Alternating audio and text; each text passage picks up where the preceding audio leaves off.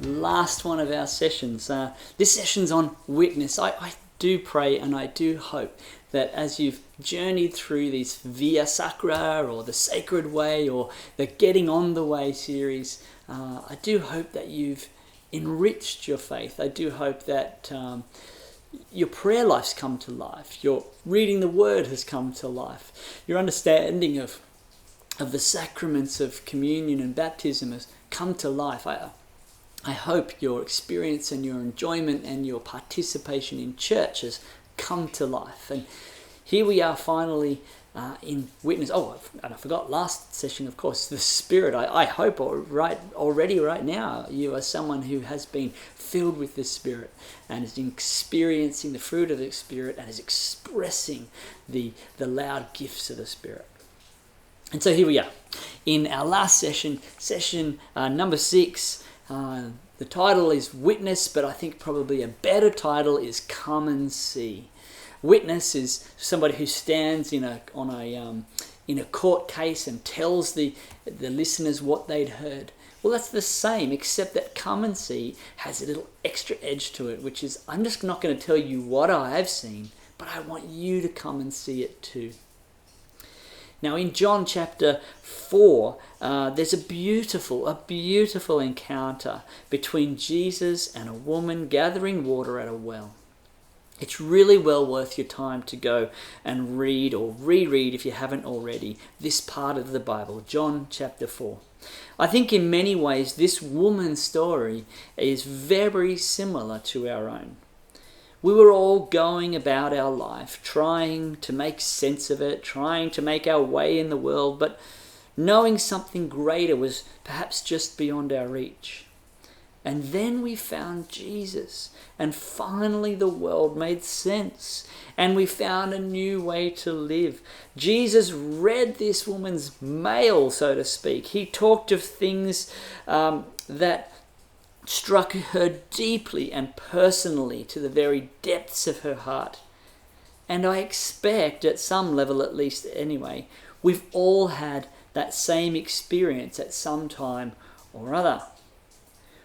What the woman did after that encounter with Jesus is what we're going to lean into in this last session on our Getting on the Way course, our Getting on the Way sessions.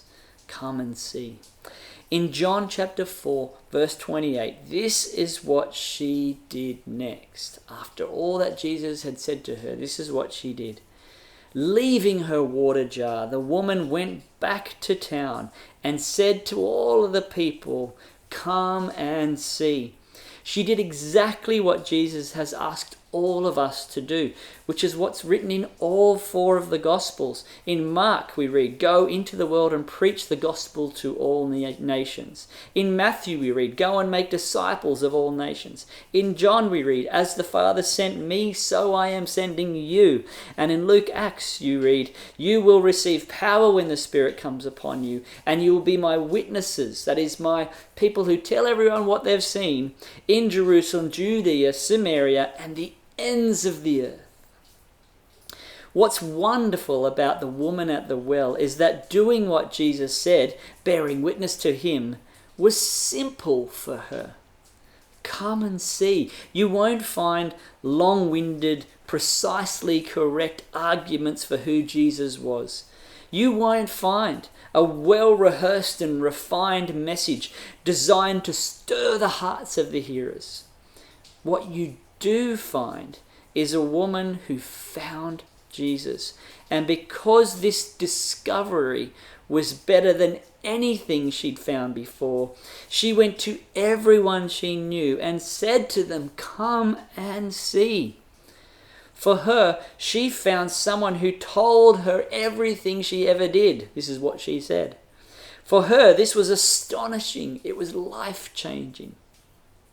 Come and see is what we would love everyone at C3 Burwood to be able to say to all of their friends, all of their neighbours, all of their colleagues, and all of their family. Come and see is great because, first of all, when we say come and see, we need only tell people what we have found. We don't need to know all of the answers. We don't need to have all the perfect understandings. just who we found. Many people get worried that they don't know enough, but in truth, when you accepted Jesus into your heart, you found something. Some say, I felt a peace that I'd never felt before. Others might be able to say, someone who healed my disease. I would ask you, what have you found? I wonder what you would say if anyone asked you, what did you find? The second reason come and see is great is because when we say come and see, it's an invitation, not a judgment, no Bible bashing, no message of only the perfect may enter. It's just an invitation. In some ways, it's like a great review of a restaurant. You may have had a great meal and you want others to come and see the wonderful food and the wonderful ambience, the views, or whatever you enjoyed about your dinner there. You're not making judgments about their restaurant choices till now. You don't need to understand all of the techniques and flavors the chef put in there. You don't need to have memorized the menu. Just an invitation to come and see something that you really enjoyed. So come and see is great because it's an invitation. And thirdly, when we say come and see, we are saying to people, you don't have to explore alone. I'll come with you. One of the reasons people don't come and to visit churches and explore who Jesus is because no one invites them. No one brings them along. Perhaps they fear being out of place, or they fear being alone in a sea of Christians. But when you say come and see, you're actually telling them, if you come, you won't be alone because I'll be right there with you. I'm inviting you. You are my guest. And finally, what happens next isn't even up to us anyway. We don't need to make it a perfect experience for them. We don't need to take responsibility for whether they found what you found, because it's in Jesus' hands.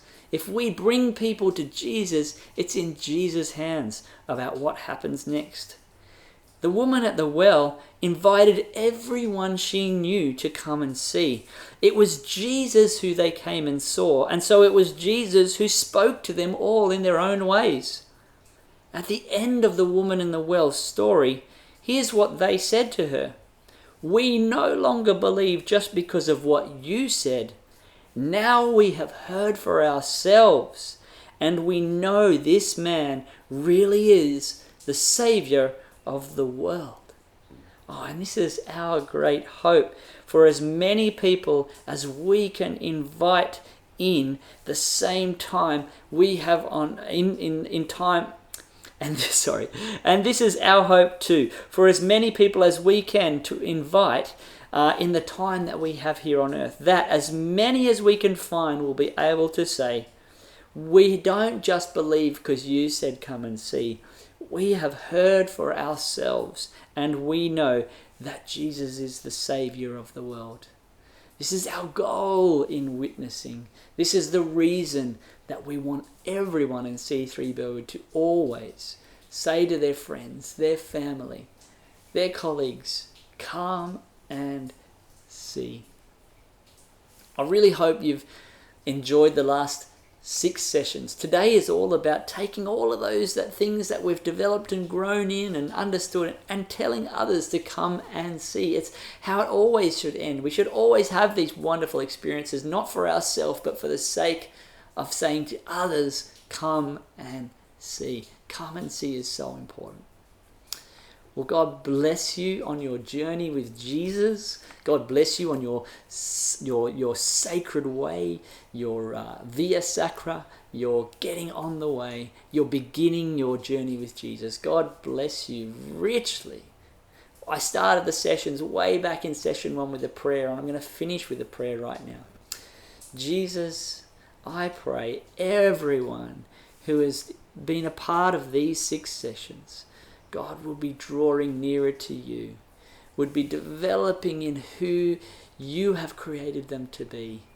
God, would be filled with your Spirit, would be passionate in prayer, would be deep in their understanding of Scripture, would encounter you in the sacraments of communion and baptism, and would be people who love church, but most of all would be people who take this idea of come and see into their communities and friendships, as we see more and more people able to say what it says here in Scriptures, that we know that Jesus really is the Saviour of the world for ourselves. In Jesus' name, amen. One final word, what to do next. If this has been your first walks in faith about understanding the beginnings of all things, there's been a lot of things about what to do next, but really the main thing is to keep doing all 6 of them next. Do them again. Keep doing these 6 things throughout your life and you will grow and you will be enriched. Get along to a connect group and be enriched even more. Join a team, be enriched even more. Pray more often. Pray in different ways, be enriched even more. And you get what I'm talking about. So God bless you as you enter in the next page, the next spaces and the next stages of your journey with Jesus.